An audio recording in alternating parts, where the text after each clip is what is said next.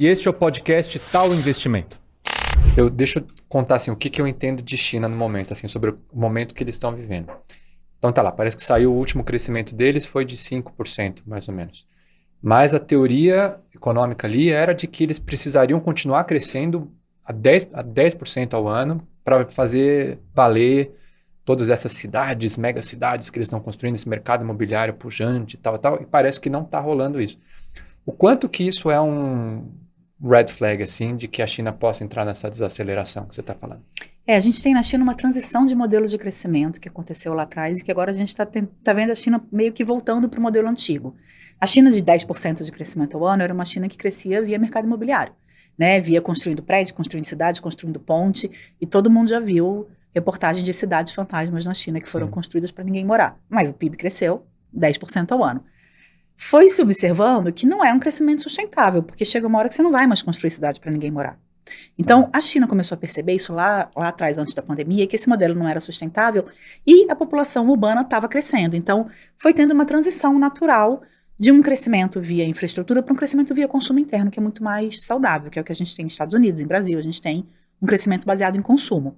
Ou seja, você quer dizer que então, da parcela do PIB, até agora a China vem, uma boa parcela do PIB deles tem sido fruto da infraestrutura, da construção. O mercado imobiliário hoje responde a mais ou menos 40% do PIB chinês. É muita coisa ainda, tá? Uau! Tá tendo essa transição, mas ainda é muita coisa.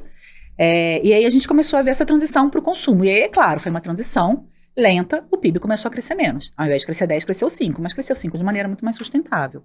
Veio a pandemia. Todo mundo se trancou em casa. A China mais do que o mundo inteiro, né? A China se destrancou ano passado. Covid-0, né? Exatamente. A China teve uma política muito mais rigorosa.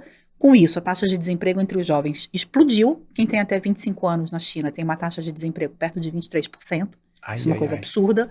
E aí, como é que fica o consumo nesse cenário? Não fica. Primeiro, porque as pessoas não têm dinheiro, porque estão desempregadas. E as que têm dinheiro, que pouparam durante a pandemia, estão com a confiança no chão. Você tem um filho de, 15 anos, você vai consumir agora ou você vai guardar para o seu filho que você sabe que vai estar desempregado daqui a pouco? Então, isso afeta muito a confiança do consumidor. Então, o consumo interno na China, de fato, sofreu muito no pós-pandemia. E aí o governo chinês está fazendo uma série de medidas para tentar fazer com que esse consumo interno volte.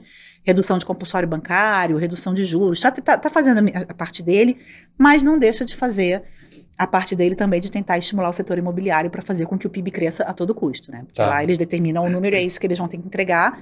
Não dá para confiar 1000% no que eles entregam de número para a gente. Então, a gente está vendo muita medida focada sim no consumo interno, mas muitas também focadas em tentar trazer o mercado imobiliário de volta. Por isso que eu falo que às vezes parece que eles estão tentando voltar ao modelo antigo de crescimento, que é construir a qualquer custo para fazer os números crescerem, mas não tem muita sustentabilidade. E tem um outro tempero aí que é a população, né? Porque a China usou aquela política do um filho só, né? Durante muitas décadas. População envelhecendo, a população jovem, que é economicamente ativa, desempregada. E tem outro tempero ainda, que tem um movimento natural, e vai ser lento, mas já existe esse movimento no mundo, de tirar cadeias produtivas da China. Os Estados Unidos, com o Trump lá atrás, tentaram encabeçar muito esse movimento. Tira a cadeia produtiva da China e leva para o México, no caso dos Estados Unidos. Então, isso traz inflação por um lado, porque é mais caro produzir no México do que na China, e o enfraquecimento da economia chinesa por outro. Se esse movimento tiver continuidade, não é algo para amanhã, mas é algo que nas próximas décadas a gente pode ver um impacto muito grande na economia chinesa. E quando você fala que gera inflação, quer dizer, é porque a produção se torna mais cara. Mais cara, e aí você repassa essa produção mais cara, o custo dessa produção mais cara, para o preço final. E essa produção mais cara é essencialmente mão de obra. Essencialmente mão de obra. Porque, teoricamente, a matéria-prima é a mesma. É mão de obra. Mão de obra. E qual que é Mas, por exemplo, não pode haver uma migração para Índia ou África? Para o Sudeste Asiático já tem, né? Tem bastante. Mas tem um movimento, que é um movimento lento e que surgiu principalmente com a pandemia. Teve o Trump, teve a pandemia. Não sei se você se lembra, mas quando estourou a pandemia, quando teve política de Covid-0 na China, teve os produtos que saem da China ficaram todos presos lá. Nos portos da China, eles não conseguiam sair. Não tinha como escoar esses produtos, porque estava tudo fechado. E aí o mundo ocidental começou a perceber que a dependência era absurda.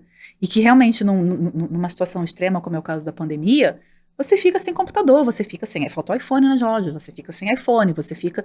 A gente está falando de produtos de tecnologia, mas você fica sem quase tudo. O que a gente não importa da China hoje, né? Do que a gente consome. Sim. Então, percebeu-se que tinha uma dependência muito grande, que talvez fosse o caso de migrar um pouquinho mais dessa cadeia produtiva para fora da China. O problema é que se você sai de China e Sudeste Asiático, você vem para economias que, ainda que pobres, ou mais pobres, não são tão pobres. E não remuneram tão mal a mão de obra. Então, você acaba batendo aí de frente com a inflação. Qual que você acha que é essa rota da seda aí que a China está fazendo? Quanto que isso conversa com essa política deles de continuar sendo o grande protagonista aí? Eles têm tentado, né? Eles têm lançado uma série de medidas para tentar segurar as cadeias produtivas lá, para tentar segurar a informação. Isso é uma coisa que tem tido uma guerra, principalmente no governo Trump, teve uma guerra muito grande entre China e os Estados Unidos, de tentar não vender informação de empresas de tecnologia, porque não adianta também você levar a produção se você não tem as informações, se você não tem a tecnologia.